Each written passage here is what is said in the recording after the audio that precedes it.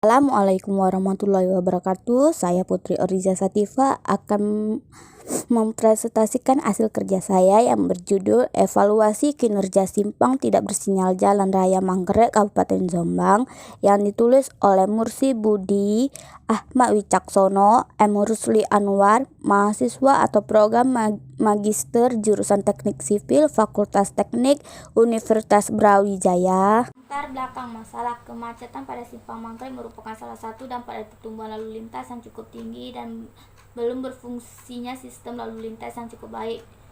Dengan memperhatikan kondisi geometri jalan, volume arus lalu lintas, hambatan samping, dan lingkungan simpang yang merupakan daerah komersil, maka dicoba untuk mengevaluasi kinerja simpang tidak bersinyal Jalan Raya Manggrek Kabupaten Jombang. Cara penelitian yang dilakukan dengan melakukan survei di lapangan untuk mendapatkan data primer maupun data sekunder, yang kemudian diolah dengan menggunakan manajemen simpang perencanaan menggunakan acuan manual kapasitas jalan Indonesia MKJI 1997 dan menggunakan program kaji MKJI 1997 serta program Excel 2007 untuk mengelola data lalu lintas. Dari hasil analisis dapat disimpulkan bahwa Simpang Manggrek memiliki tundaan geometri untuk hasil USIG adalah sebesar 4,0, sedangkan untuk rekayasa pada SIG besar tundaan geometri adalah 3,66. Nilai derajat kejenuhan DS 1,01.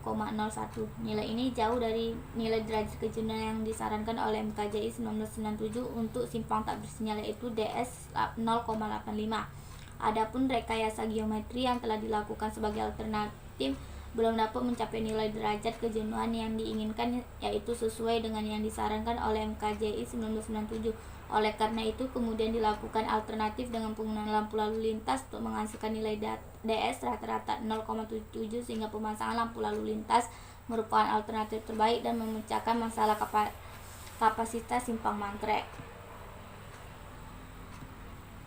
Metode perhitungan dan analisis dari kinerja persimpangan tidak bersinyal ini menggunakan teori-teori dan pembahasan yang ada dalam Panduan Manual Kapasitas Jalan Indonesia atau MKJI 1997 serta literatur yang bersangkutan dengan hipotesis ini.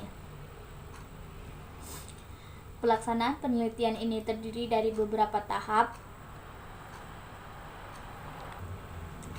Hasil dan pembahasan. Hasil survei Simpang Manggrek merupakan simpang tidak bersinyal jalan mayor dari arah Jombang atau Surabaya menuju arah Nganjuk, sedangkan arah yang menuju Kendiri atau arah selatan adalah jalan minor.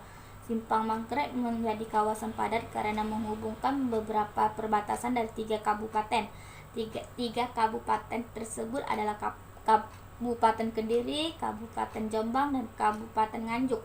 Jalan mayor yang merupakan jalan dari arah Jombang ke arah Nganjuk maupun sebaliknya merupakan jalan arteri, yang berarti jalan penting bagi kendaraan-kendaraan pengangkut dan merupakan jalan utama arus mudik maupun balik ketika hari-hari besar. Simpang Manggrek ini memiliki pembatas median. Data lalu lintas. Klasifikasi kendaraan terdiri dari kendaraan ringan, kendaraan berat, sepeda motor. Interval perhitungan jumlah kendaraan dilakukan dengan interval 1 jam. Sedangkan hasil perhitungan lalu lintas harian rata-rata diambil dari jumlah lalu lintas pada jam puncak, yaitu dengan tingkat aktivitas yang terjadi pada titik tertinggi. Penelitian ini dilakukan pada jam 06.00 sampai jam 20.00 dengan menggunakan sampel jam-jam padat. Menurut pihak Satlantas setempat, jam-jam padat terjadi pada pagi hari sekitar pukul 06.00 sampai dengan 08.00. Siang hari sekitar pukul 11.00 sampai jam 13.00, dan di sore hari pada jam 18.00 sampai jam 20.00. Karena keterbatasan waktu yang ada, tim surveyor yang ada hanya melakukan survei pada jam-jam puncak saja. Data yang akan ditampilkan bahwa ini merupakan data perhitungan ruas total 2 arah.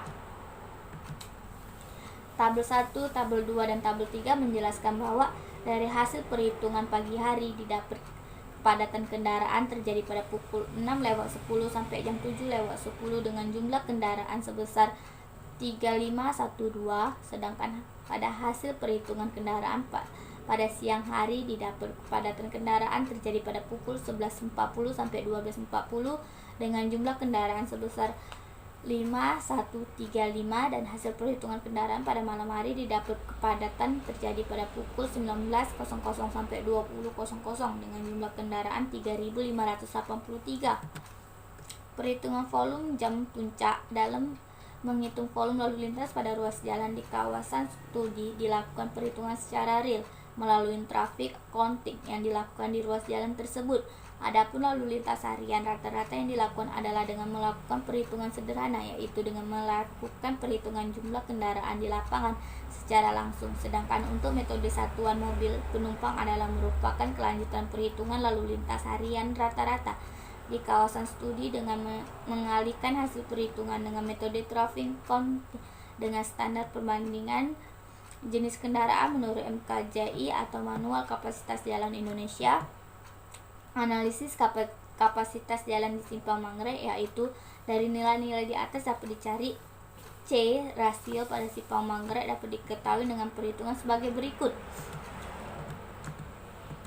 Analisis derajat kejenuhan hasil dari perhitungan di atas dengan menggunakan pedoman MKJI 1997 didapat hasil kapasitas ruas jalan Manggrek sebesar 3.621,77 SMP per jam. Sedangkan untuk derajat kejenuhan dapat dihitung berdasarkan USG 2 pada kolom 41 baris 3 dengan pembagian antara arus lalu lintas Q dengan nilai 3.644 C sehingga dapat dituliskan DS sama dengan Q per C.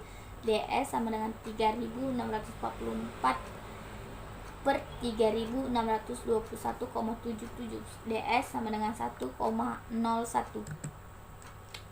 Analisis tingkat pelayanan Simpang Manggrek. Tingkat pelayanan Simpang Manggrek masuk dalam kelas pelayanan jalan F, di mana kelas F mempunyai deskripsi yaitu arus terhambat, kecepatan rendah, volume di bawah kapasitas, banyak berhenti. Prediksi dan peramalan. Dari prediksi 5 tahunan diketahui bahwa DS atau derajat kejenuhan pada Simpang Manggrek terbesar adalah 1,43 kendaraan. Keadaan tersebut masuk ke dalam kelas F, di mana kecepatan rendah, volume lebih besar daripada kapasitas, lalu lintas sering berhenti sehingga menimbulkan antrian kendaraan yang panjang dan terjadi hambatan-hambatan yang besar. Kesimpulan dan saran. Kesimpulan, Simpang Manggrek memiliki geometri jalan kurang lebar.